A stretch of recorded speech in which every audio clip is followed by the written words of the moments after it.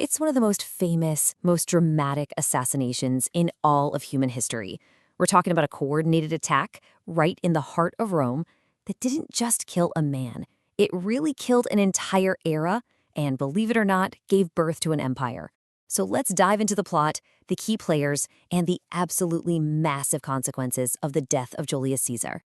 Okay, so picture this. It's the Ides of March, 44 BC. We're at the Curia of Pompeii, where the Roman Senate is meeting. Now, despite all sorts of bad omens, we're talking warnings from seers, a terrifying nightmare from his wife Calpurnia, Julius Caesar shows up anyway. He's the most powerful man on the planet, but he is literally about to walk into a trap set by the very men he considers his colleagues.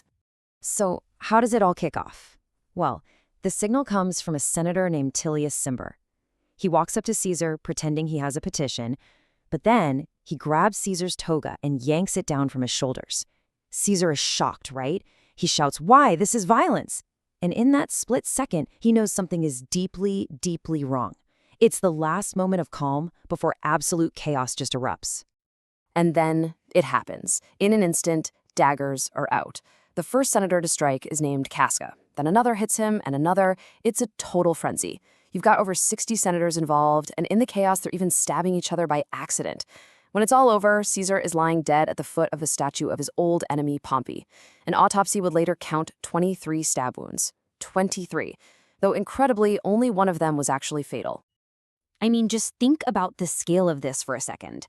Over 60 of Rome's most powerful, most respected men all in on a conspiracy. What on earth could drive them to brutally murder their leader in the Senate itself? To really get that, we have to rewind and look at the man himself and the unbelievable amount of power he had gathered. See, the conspirators, they saw themselves as heroes, as liberators who were saving the Republic from a would-be tyrant.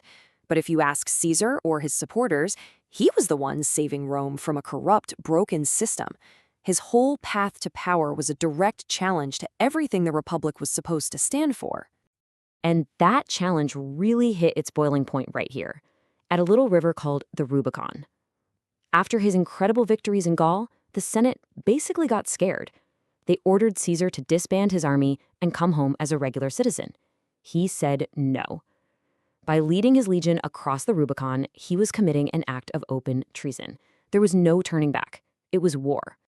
And it was a war he completely dominated. In just 5 years, Caesar smashed his rival Pompey, crushed anyone who stood against him, and marched back into Rome not just as a winner, but as the undisputed master of the Roman world. The Senate, with really no other choice, just showered him with honors, which all led to a title no Roman had ever held before: dictator for life. Now, dictator was one thing, but for a Roman, the word king, rex, was absolute poison. You have to remember, the Republic was literally founded by overthrowing a king. So this fear, this paranoia that Caesar wanted to make himself a king, became a total obsession for a lot of senators. And that fear was fueled by 3 key incidents. So these 3 moments, one after another, they painted a really damning picture for his enemies. First, he doesn't even bother to stand up to greet the senators. That was seen as an unbelievable insult, a sign that he thought he was above them. Then, he removes 2 tribunes, officials whose entire job was to protect the common people, for doing their duty. And finally, the last straw. His right-hand man, Mark Antony, publicly offers him a crown. For the conspirators, the writing was on the wall. Caesar had to be stopped. And just like that, the conspiracy was born. They called themselves the Liberators, and this group of senators started meeting in secret. In their minds, their justification was totally noble. They weren't murderers, they were patriots. They were defending liberty from tyranny, all summed up in that famous phrase, "thus always to tyrants." At the very heart of this plot, you had 3 main guys. Cassius was the practical one, the engine driving the whole thing. Decimus was the ultimate insider, one of Caesar's own trusted generals, which made his betrayal so critical. But the face of the operation, the symbolic leader, was Brutus. He was supposedly descended from the man who kicked out Rome's last king, which gave the whole conspiracy this veneer of moral righteousness. This led them to a huge, fateful debate. It was idealism versus pragmatism. Cassius, the pragmatist, argued they absolutely had to kill Mark Antony too. He knew Antony was loyal, he was popular, he was dangerous, and he would for sure come after them for revenge. But Brutus, the idealist, he argued against it. He insisted this had to be a clean, symbolic act, like a surgical strike against tyranny, not some messy political bloodbath. Brutus won the argument, and in doing so, he pretty much sealed the Republic's doom. The conspirators truly believed that once Caesar was gone, the good old Republic would just switch back on. They could not have been more wrong. What came next wasn't liberty.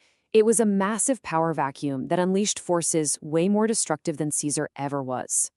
So let's be clear, their goal, in their own minds, was simple and noble. Save the Roman Republic from one-man rule. That was it. Restore the traditions they all cherish. But man, history is just full of bitter ironies, isn't it? Their actions didn't save the Republic. They lit the match that burned it to the ground for good. They killed the very thing they were trying to save. Yeah, with Caesar dead, Rome didn't go back to the good old days of Senate rule. It just plunged into total chaos. The people of Rome who actually loved Caesar were furious. And Mark Antony, the guy Brutus insisted they spare, he seized the moment, whipped the public into a frenzy against the assassins, and kicked off another 13 years of brutal, bloody civil war. That power vacuum got filled, and fast. A new powerful trio emerged, led by Caesar's ambitious heir, his great-nephew Octavian. Their first job? Hunt down and kill every last one of the conspirators. Brutus and Cassius were defeated and dead within 2 years. But the new powerful men kept fighting each other until only one man was left standing, Octavian. And in 27 BC, he was given the name Augustus, becoming Rome's first official emperor. The Republic was dead, and it was replaced by the exact kind of autocracy the conspirators had killed to prevent. Which really leaves us with this one final, haunting question. In their desperate attempt to stop a dictator they were terrified would become a king, did Brutus and his friends accidentally clear the path for an even more absolute, more powerful ruler? Was the birth of the Roman Empire the ultimate, tragic, unintended consequence of what they did on the Ides of March?